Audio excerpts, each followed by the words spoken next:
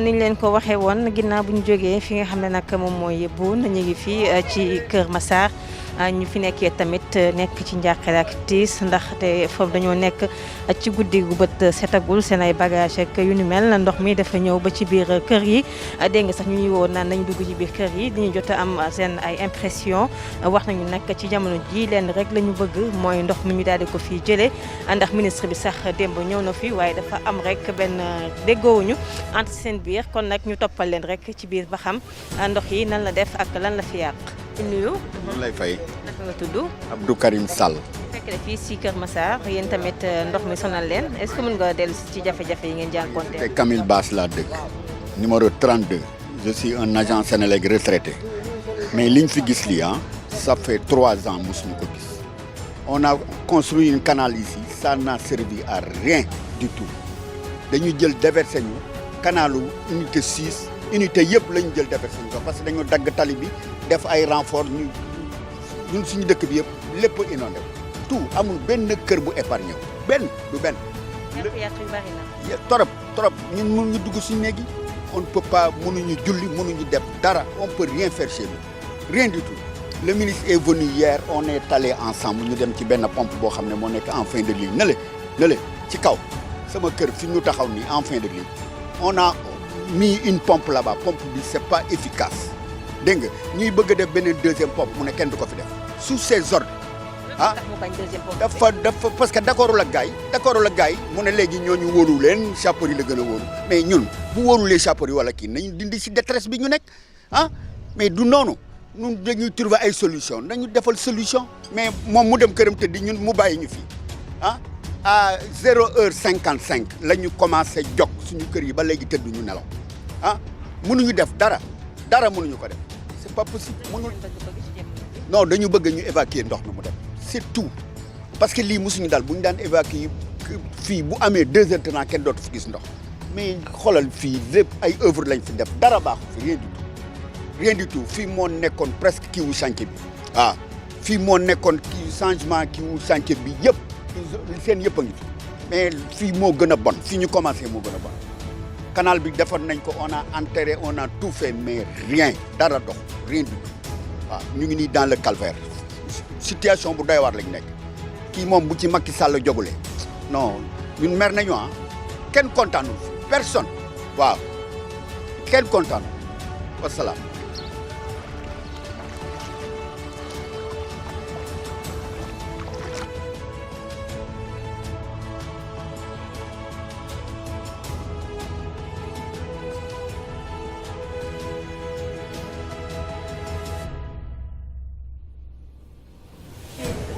ñoo ngi nii ñu ngi leen di fay. waaw madame Traoré. ban quartier la. waaw fii mooy Camille Bass. inondation yi dal seen sonn tamu bett ñu ndax yaakaaroon nañ ne travaux yi ñuy def nii bu ñëwee moom vraiment li mauvais souvenir la lay doon mais nag man li ñu gis moom mooy wane ne dafa yokk daal dafa yokk waaw.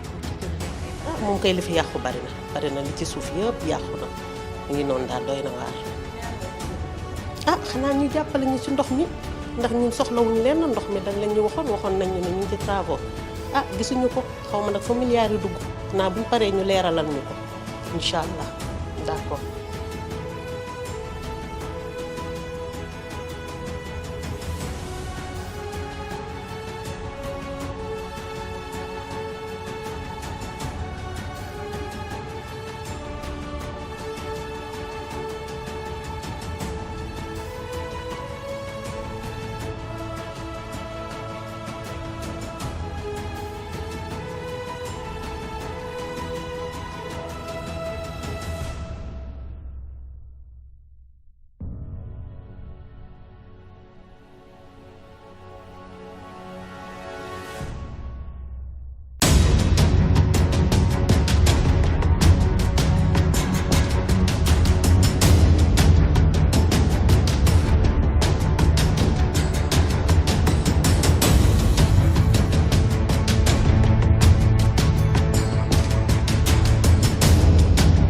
sëñ bi ñu ngi leen di nuyu. waaw ñu ngi leen di fay bu baax waaye. naka nga tudd. Amadou Mbodj. ñu fekk la fan. Kër Massar. tey nu ngeen dundee inondation bi. ah métti rek inondation moom métti rek lañ koy dundee quoi li moom jaru sax ñu koy wax quoi ku nekk boo xoolee mën nga xam lu ñuy dund quoi wax dëgg yàlla. est-ce que tey añ ngeen. waaw añ nañ mais ci biir ndox mi rek lañ añee kay waaw parce que affaire moom lu si mënte am rek ñooy booleeg sant yàlla xam ni dëgg la ndogal yàlla la quoi mais loxo état bi génn si. loxo état na la ci nekkee. waaw parce que ñoom ñoo taxaw fii nii si kaw tali bi si boppam tout juste tout près ñu dig ñu ni def nañ ci xaw ma ñaata milliards pour que d'ici 1 an ndox dootu fi amati maanaam beneen taw bii di ñëw dootu fi fekkati benn ndox ñoom ñoo ko taxaw le président moo ko wax gisuñu ay wax vidéo yi fi léegi boo ñëwaatee fekk fi ndox mi tamit mooy loolu lu nekk mën na leer waaw. est-ce que tey jii autorités yi ñëw nañu pour nemmeeku leen xool seen métit ak li ngeen dundee. waaw am na benn ministre xaw ban ministre moo fi am na benn ministre bu fi ñëw guddi gi lay ñëw mooy ki taxaw daal ne affaire yi travaux yi mi ngi avancé à 95%. moom moo ko wax moom moo fi ñëwoon démb dugg génnaat na xool ngeen travaux est-ce que mi ngi avancé à 95%. dañoo bàyyi ba mu des 3 mois pour nawet bi jot ñu commencé def seen ay travaux xam nga loolu ça n'aboutit à rien loolu jëmalul fenn kanam ñoo ñëw jaxase fii suuf si daaw sax melul woon nii daaw ba ñuy taw ñun ñu ngi woon si jàmm def ci am lu mu ci joué. def si joué bu baax parce que boo xoolee daaw ñun amuñu woon li daaw ñun amuñu woon problème bi affaire bi doon taw dëgg la si biti kii woon na mais ñun suñu biir ka amuñu woon benn ndox mais ren yi ak seen travaux yi gas fii yëpp moo ñu andil nii moo tax instant bi mooy loolu wax dëgg neex yàlla métti na ba fu métti yem parce que xam nga mu doon nekk di as ndox bi di génnee ba ay 3 heures du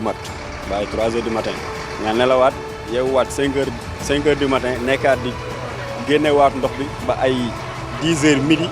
noppalikuwaat 2 heures de temps xam nga boo toogaatee affaire yi kii yéen gis ngeen matériel yëpp yu nekk si biir ay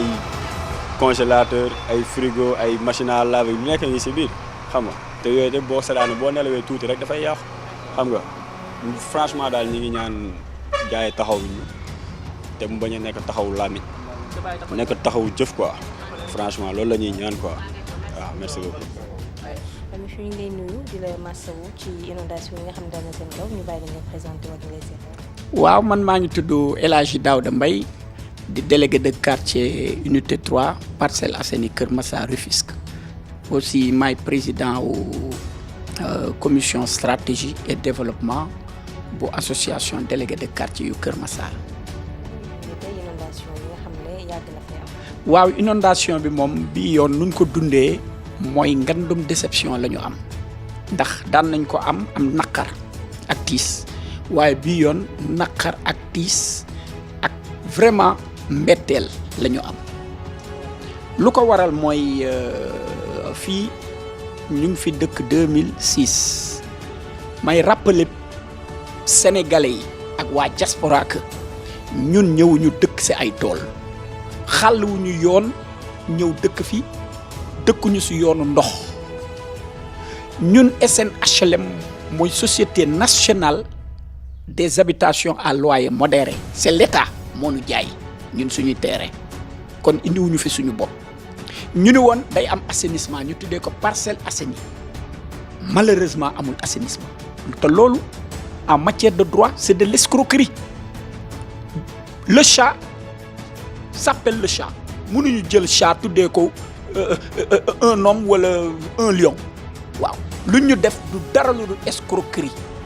ndax suñu naa la jaayee soow ni la bii dafa am suukar ndekete xorom moo ci am yoon dafa war a dal sa kaw ñun dañ ñoo ay Parcelles Assainies ñu ñëw dara xew fi léegi ñuy dund ay jafe-jafe di dund ay jafe-jafe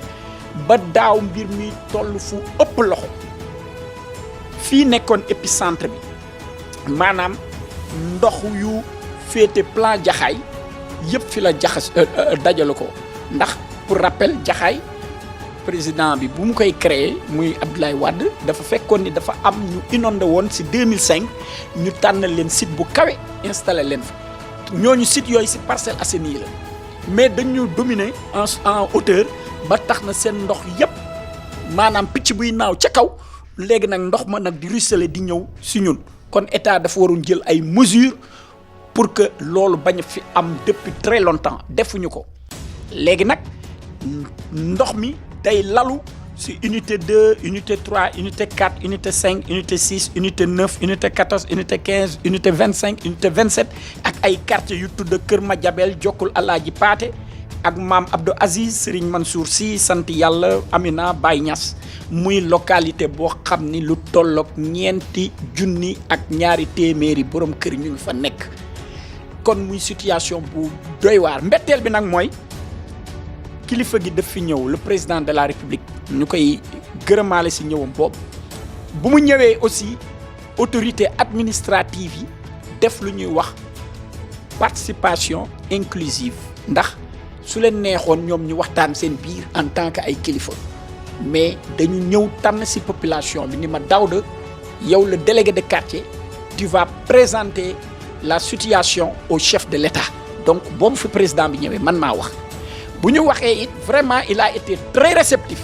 parce que xam na ni démographie bii nekk Kër Massar ak problème yii ñu rencontré def ko département rek mooy solution bi mu annoncé ni dina ko def département def na ko aussi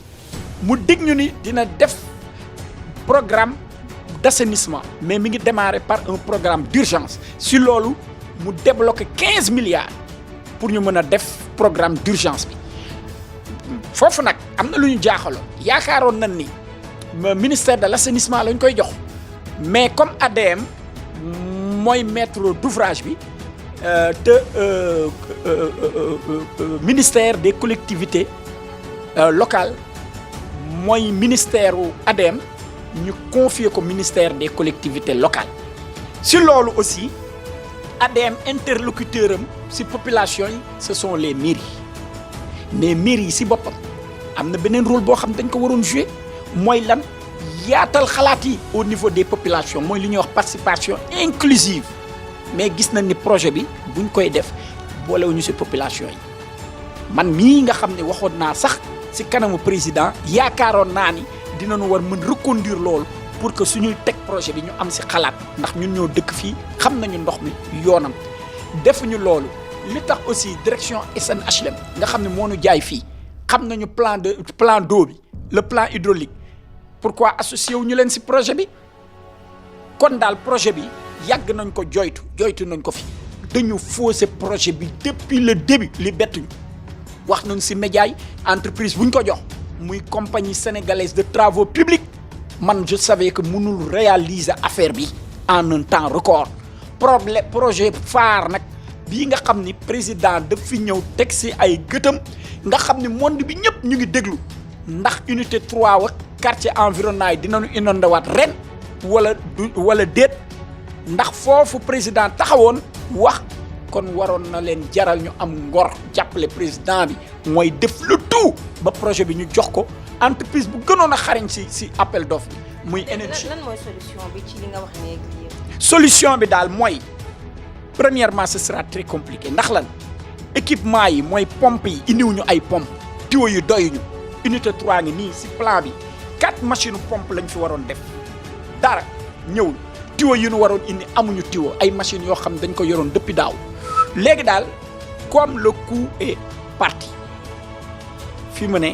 benn solution moo am mooy ndox mi d'abord mënatuñu ko xëcc en une journée ni 2 jours mënul nekk mais nañu teg ay pompes si les points les plus bas tuyaux yi comme dañu am problème exutoire matatul ñuy xalaat jaarale ndox bi si exutoire nañu jël tuyaux yi xëcc ko ba si forêt bi lépp mën a déverser wu loolu su mënul nekk nañu xool jonction conduite canalisation bii ñu doon defar nga xam ni jotul yegg au niveau de Camille Basse ñu xool nu ñu mën a relier d'urgence les 2 bouts ñoo xam ay conduite la wala par quel moyen pour que ñu mën a ubbi unité 3 ndox mi mën a écouler sans lor waa Camille Basse jërëjëf.